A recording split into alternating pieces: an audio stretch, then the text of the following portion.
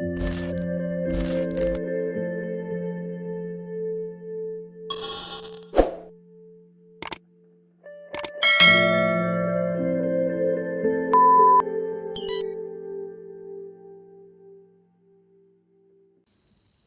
बच्चों, स्वागत है आपका हमारी हिंदी की कक्षा में। तो बच्चों, आज हम हमारी हिंदी की कक्षा में करेंगे 11वीं कक्षा की जो पुस्तक है अभिव्यक्ति और माध्यम। उस पुस्तक का अध्याय है हमारा कार्यालय लेखन और प्रक्रिया। इस अध्याय के अंतर्गत पत्र लेखन आ रहा है। इससे पहले भी मैं आपको सरकारी पत्र, अनुस्मारक और टिप्पण ये समझा चुकी हूँ। अगर आपने अभी तक वो नहीं देखी है तो कृपया उन्हें देख लें, क्योंकि उनको देखने से आपको आगे का अच्छे से समझ में आएगा। आज जो हम पत्र करेंगे उसका नाम है अर्ध सरकारी पत्र। जैसा कि नाम से ही स्पष्ट हो रहा है कि अर्ध माने आधा सरकारी पत्र है, तो सरकारी पत्र लेकिन आधा है। वो किस तरह आधा है वो मैं अभी आपको समझाती हूँ। तो इसका प्रश्न बन सकता है, अर्ध सरकारी पत्र किसे कहते हैं, इसकी विशेषताएं या लिखने के नियम बताओ। या फिर आ सकता है कि इसे लिखते समय किन बातों का ध्यान रखना चाहिए। प्रश्न आपके पास किसी भी रूप में आए, उत्तर आपको यही बताना है कि अर्ध सरकारी पत्र क्या है और इसको लिखने का तरीका क्या है, इसको किस प्रकार लिखते हैं, क्या इसके नियम है। इसके नियम के साथ साथ मैं आपको अर्ध सरकारी पत्र का प्रारूप भी समझाऊंगा। तो आइए पहले करते हैं अर्ध सरकारी पत्र किसे कहते हैं और इसकी विशेषताएं या इसको लिखने के नियम क्या है। तो सबसे पहले मैं आपको बताऊंगी अर्ध सरकारी पत्र है क्या। समान पद के अधिकारी जो एक दूसरे को बहुत अच्छी तरह जानते हो, जब किसी सरकारी विषय पर पत्राचार करते हैं उसे अर्ध सरकारी पत्र कहते हैं। अर्थात दो अधिकारी जिनका पद बराबर का है और दोनों एक दूसरे को बहुत अच्छे से जानते हैं, जब वो किसी एक विषय पर जो कि सरकार से ही संबंधित है, सरकारी विषय है, उस पर एक दूसरे के पास पत्र लिखते हैं तो वो अर्ध सरकारी पत्र कहलाता है। बिल्कुल समझ में आ गया होगा कि आधा सरकारी क्यों कहा गया है। सरकारी काम के लिए वो एक दूसरे को पत्र लिख रहे हैं, लेकिन एक दूसरे को व्यक्तिगत रूप से बहुत अच्छी तरह जानते हैं, एक दूसरे के दोस्त हैं, इसलिए इसमें वो उनकी मित्रता का भाव भी आ जाता है। इसलिए इस पत्र को अर्ध सरकारी पत्र कहा जाता है। तो आइए अब इसके हम नियम करते हैं। पहला नियम है इसका, औपचारिक पत्र के विपरीत अर्ध सरकारी पत्र में अनौपचारिकता का भाव रहता है। जैसा कि मैंने अभी बताया, औपचारिक पत्र कौन सा होता है, सरकारी पत्र, जो मैंने आपको पहले ही समझाया था। अगर आपने वो वीडियो नहीं देखी है तो आप उसको जरूर देखिए। उसमें औपचारिकता का भाव होता है। सरकारी अधिकारी है, अपने सीनियर के पास, अपने उच्च अधिकारी के पास लिख रहे हैं तो वो औपचारिक पत्र कहलाता है। लेकिन उसके विपरीत जो अर्ध सरकारी है, इसमें अनौपचारिकता का भाव होता है। इसमें कोई वो फॉर्मेलिटी नहीं होती। इसमें मित्रता का भाव भी रहता है। वो तो मैंने पहले ही बताया, क्योंकि दोनों एक दूसरे को बहुत अच्छे से जानते हैं तो वो मित्रता का भाव भी रहता है। दूसरा नियम इसका होगा, यह पत्र तभी लिखा जाता है जब लिखने वाला अधिकारी संबंधित अधिकारी को व्यक्तिगत रूप से जानता हो। जब वो उसको अच्छे से जानता है, उसकी पहचान है, उससे मित्रता का वो है, संबंध है, तभी वो उसके पास ही इस प्रकार का पत्र लिखता है। अगला होगा इसका नियम, किसी खास विषय पर अधिकारी का ध्यान आकृष्ट करने के लिए ऐसे पत्र लिखे जाते हैं। कोई बहुत ही महत्वपूर्ण विषय है जिससे संबंधित उनको आपस में बात करनी है, दोनों का ही संबंध उससे है, तभी इस प्रकार के पत्र लिखे जाते हैं। पत्र में शीर्ष पर, शीर्ष माने सबसे ऊपर, पत्र में शीर्ष पर बाईं ओर प्रेषक का नाम व पद लिखा जाता है। क्योंकि सरकारी है काम, आधा ही है बेशक, लेकिन है तो सरकार के कार्य से संबंधित, तो ऊपर शीर्ष पर बाईं ओर प्रेषक का नाम, प्रेषक भेजने वाला, जो ये पत्र भेज रहा है, जो पत्र लिख रहा है, उसका नाम और उसका पद लिखा जाता है। और सबसे महत्वपूर्ण नियम ये है अगला, कि अर्ध सरकारी पत्र के लिए कार्यालय के लेटर हेड का प्रयोग किया जाता है। अब आपको मैं लेटर हेड के बारे में समझाऊंगी कि प्रत्येक कार्यालय का एक लेटर हेड होता है जिस पर वो पत्राचार करते हैं। उस पर उस कार्यालय का पता पहले से ही छपा हुआ होता है। आपने स्कूल में भी देखा होगा, कई बार आप स्कूल से कोई जानकारी प्राप्त करना चाहते हैं, प्रिंसिपल की स्टैंप, मोहर और प्रिंसिपल के हस्ताक्षर भी उस पर लगवाए जाते हैं, तो वो एक लेटर हेड होता है जिसके ऊपर आपके स्कूल का पूरा नाम छपा होता है, वो लेटर हेड कहलाता है। तो यही बात यहाँ पर है कि जो अर्ध सरकारी पत्र है उसके लिए कार्यालय के लेटर हेड का प्रयोग किया जाता है जिसके ऊपर पहले से ही कार्यालय का पता लिखा होता है। और अगला नियम होगा, अर्ध सरकारी पत्र में विषय के पश्चात संबोधन में प्रिय, श्री या प्रियवर आदि शब्दों का प्रयोग किया जाता है। क्योंकि देखो, सरकारी पत्र में तो महोदय शब्द का हम इस्तेमाल कर रहे थे, लेकिन ये जो अर्ध सरकारी पत्र है इसमें दोनों जो अधिकारी हैं उनमें मित्रता का संबंध है, तो इसमें महोदय आदि शब्दों को लिखने की आवश्यकता नहीं होती। इसमें प्रिय उनका नाम लिख देंगे प्रिय करके, ये श्री करके उनका नाम लिख देंगे जिसको आप लिख रहे हो, या प्रियवर, इस तरह के जो शब्द है उनका संबोधन किया जाता है। और पत्र के अंत में भवदीय के स्थान पर आपका या आपका मित्र आदि शब्दों का प्रयोग किया जाता है। क्योंकि जो सरकारी पत्र होता है उसमें तो भवदीय करके जो लिखने वाला है वो अपना नाम और पता लिखता है, लेकिन जो अर्ध सरकारी पत्र है वो एक दूसरे के मित्र हैं और वो इसलिए पत्राचार कर रहे हैं, तो जो पत्र का अंत होगा उसमें भवदीय नहीं लिखा जाएगा, उसके स्थान पर आपका अपना नाम लिख देंगे, या आपका मित्र, आपका सद्भावी, आपका शुभ चिंतक, इस तरह के शब्दों का प्रयोग किया जाता है। और अंतिम नियम, पत्र के अंत में बाईं ओर प्रेषक का नाम, पद का नाम और पूरा पता लिखा जाता है।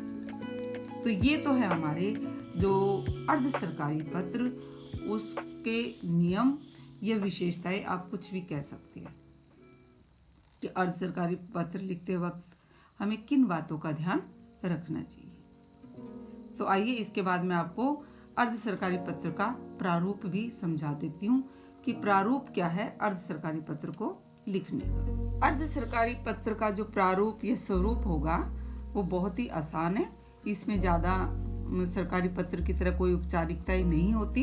तो आइए अब हम करते हैं अर्ध सरकारी पत्र का प्रारूप या स्वरूप कैसा होगा। तो इसके लिए मैंने पत्र का विषय वही लिया है जो अब तक हमारा चलता आ रहा है। सरकारी पत्र में भी हमने एक विषय लिया था कि हरियाणा साहित्य एवं संस्कृति संस्थान जो करनाल है उसके पास जो फोन पर व्यय करने की जो सीमा है वो कम पड़ रही है, तो उसने उसी विषय पर हमने सरकारी पत्र किया था, उसी विषय पर हमने अनुस्मारक भी किया है, उसी विषय पर मैंने आपको टिप्पणी भी समझाई है। टिप्पणी या टिप्पण एक ही बात होती है। और आज हम उसी विषय पर अर्ध सरकारी पत्र लिखेंगे। ये मैं विषय एक इसीलिए ले रही हूँ कि आपको बिल्कुल अच्छे से समझ में आ जाए कि किस प्रकार विभिन्न प्रकार के पत्र लेखन किए जाते हैं। विषय वही है क्योंकि आप इस विषय को बहुत अच्छे से समझते हो।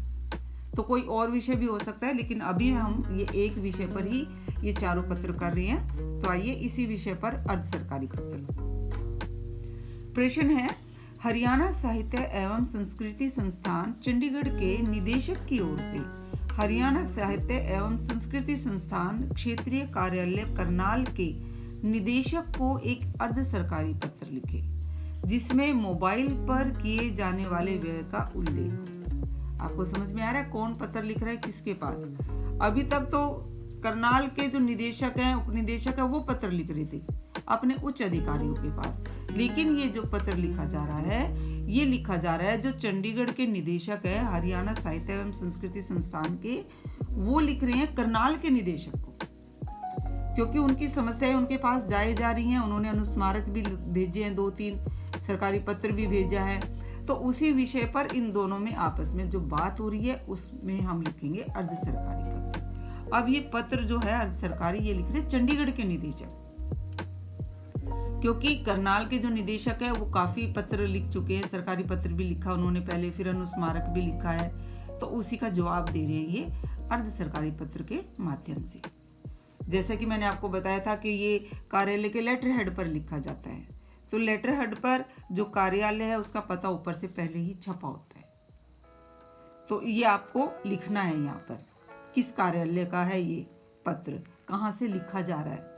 तो हरियाणा साहित्य एवं संस्कृति संस्थान, क्योंकि इसमें ये हमारा दिया हुआ है पता, जो लिख रहा है वही पता आपको यहाँ लिखना है। और महानिदेशालय, क्योंकि बड़े दफ्तर से लिखा जा रहा है तो महानिदेशालय। उसके बाद मैंने आपको बताया था पत्र संख्या, क्योंकि सरकारी पत्र हो ये है तो ये भी अर्ध सरकारी, पूरा नहीं है तो आधा तो है, लेकिन पत्र संख्या इसमें भी लिखी जाती है। पत्र संख्या वही आपने एक सीरियल ले लिया और वही मंथ और वही साल ले लिया, वो हमारी पत्र संख्या बन गई। उसके बाद दाईं तरफ तारीख लिखी जाएगी, उसी के सामने आपने देखा भी होगा लेटर हेड पर बिल्कुल ऊपर जो नाम छपा होता है उसके बाईं तरफ पत्र वो एक सरकारी वो संख्या होती है और उसके दाईं तरफ तारीख होती है। तो वहीं पर तारीख जो आपकी आज की तारीख है, जिस तारीख को आप ये पत्र लिख रहे हो वो तारीख आप डालोगे, क्योंकि आज 19 तारीख है तो मैंने 19/12/2021 डाल दी है। उसके बाद हमने बताया था कि जो लिख रहा है उसका नाम और उसका पद होता है। अब यहाँ पर अधिकारी का नाम कुछ भी नहीं दिया हुआ है, तो आप कोई भी एक नाम ले सकते हैं। तो यहाँ मैंने लिया गुरनाम सिंह निदेशक, क्योंकि वो चंडीगढ़ के है तो चंडीगढ़ में इसी तरह के नाम होते हैं, तो मैंने उसी हिसाब से ले लिया है, लेकिन आप कोई भी एक नाम ले सकते हो।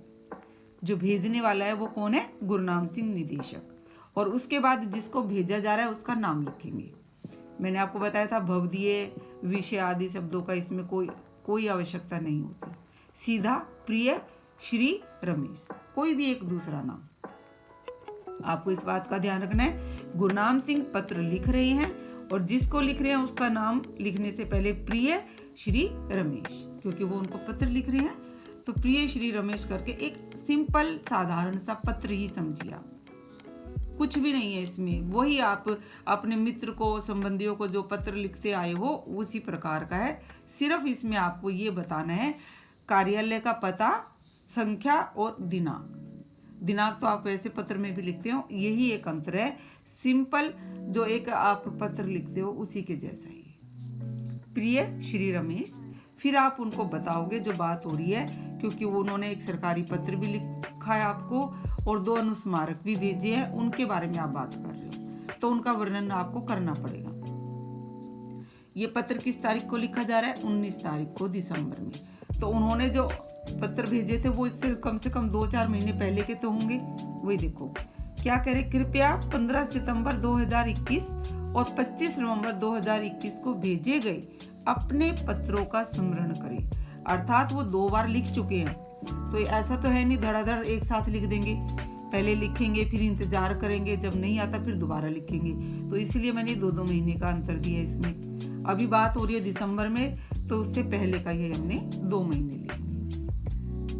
15 सितंबर 2021 और 25 नवंबर 2021 को भेजे गए अपने पत्रों का स्मरण करें जो मोबाइल फोन पर किए जाने वाले मासिक व्यय की सीमा बढ़ाने के बारे में थे। बस हल्का सा वो जिक्र कर दिया, क्योंकि वो पत्र पहले लिख चुकी हैं, अनुस्मारक भी लिख चुकी हैं, तो आपको उनके बारे में बताना है, उल्लेख तो करना ही है ना उनका कि किस विषय पर आप ये पत्र लिख रहे हैं। उसके बाद आप अपने बताओगे कि आप उसके ऊपर क्या कार्रवाई कर रहे हो। आपके अनुरोध पर कार्रवाई की जा रही है, क्योंकि उनके पत्र भी आ रहे हैं, अनुस्मारक भी आ रहे हैं, तो उसी के बारे में उनको जानकारी देते हुए वो लिख रहे हैं कि आपके अनुरोध पर कार्रवाई की जा रही है, चूंकि व्यय सीमा में बढ़ोतरी के लिए बोर्ड की अनुमति आवश्यक है। क्योंकि जो व्यय की सीमा बढ़ानी होती है वो सरकारी काम ऐसे ही नहीं होते कि एक अधिकारी को ठीक लग रहा है तो उसने वो कर दिया। बोर्ड गठित होता है और उस बोर्ड की अनुमति से ही वो काम किया जाता है। उसी के बारे में यहाँ बता रहे हैं कि चूंकि व्यय सीमा में बढ़ोतरी के लिए बोर्ड की अनुमति आवश्यक है, अतः हम इस मसले को बोर्ड की अगली बैठक में प्रस्तुत करेंगे। अधिकारी बता रहे हैं ना कि आपकी जो समस्या है इसको हम प्रस्तुत करेंगे, जो आपने हमारे पास पत्र भेजे हुए हैं। और बोर्ड की अनुमति के बिना ये काम हो नहीं सकते। इसलिए उनको सांत्वना, उनको समझा रहे हैं कि इस तरह हम ये कार्यवाही कर रहे हैं।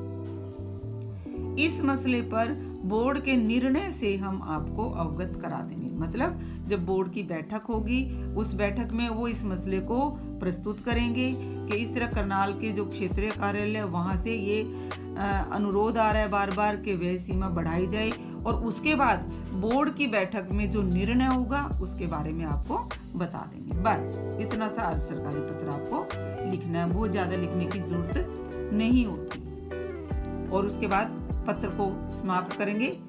आपका सद्भावी या आपका मित्र, आप कुछ भी लिख सकते हो, आपका शुभ चिंतक, आपका हितैषी, आप कुछ भी शब्द इस्तेमाल कर सकते हो जो आप अपने मित्रों के साथ पत्र लेखन में करते हैं। नीचे लिखने वाले के हस्ताक्षर हो गए गुरनाम सिंह, क्योंकि पत्र लिख कौन रहा है? गुरनाम सिंह। अगर उसमें नाम दिया होता तो हम वही नाम लेते जो प्रश्न में है, लेकिन प्रश्न में सिर्फ निदेशक लिखा है तो हम नाम अपनी मर्जी से ही ले रहे हैं। तो गुरनाम सिंह, उसके बाद जो ब्रैकेट में वो अपना पूरा नाम लिखेंगे, और नाम लिखने के बाद अपना पद लिखेंगे। पद क्या है? निदेशक है। और पता क्या होगा हमारा इसमें? वही है, हरियाणा साहित्य एवं संस्कृति संस्थान, ये इनका पता है। तो ये तो था हमारा अर्ध सरकारी पत्र, बहुत ही आसान सा। आप इस तरह के पत्र लेखन पहले से कर चुके हो। अपने मित्रों को, अपने बड़े भाई को, पिता को, संबंधियों को जो पत्र लिखते हैं वही एक किस्म से है। मैंने आपको समझाया था, सरकारी पत्र में भी मैंने आपको बताया था कि प्रार्थना पत्र से मिलता जुलता है, लेकिन जो अर्ध सरकारी पत्र है वो आपके एक पत्र लेखन जो आप अपने परिवार, दोस्त, पिता, माता, भाई, बहन को लिखते हो उससे मिलता जुलता है। अंतर वही है कि सिर्फ शुरुआत में आपको कार्यालय का पता देना है, पत्र संख्या और दिनांक, बाकी उसी तरह का भाव इसमें आएगा। आशा करती हूँ आपको अच्छे से समझ में आ गया होगा। अगर अच्छे से समझ में आ गया है तो वीडियो को लाइक कीजिए और चैनल को सब्सक्राइब कीजिए। धन्यवाद।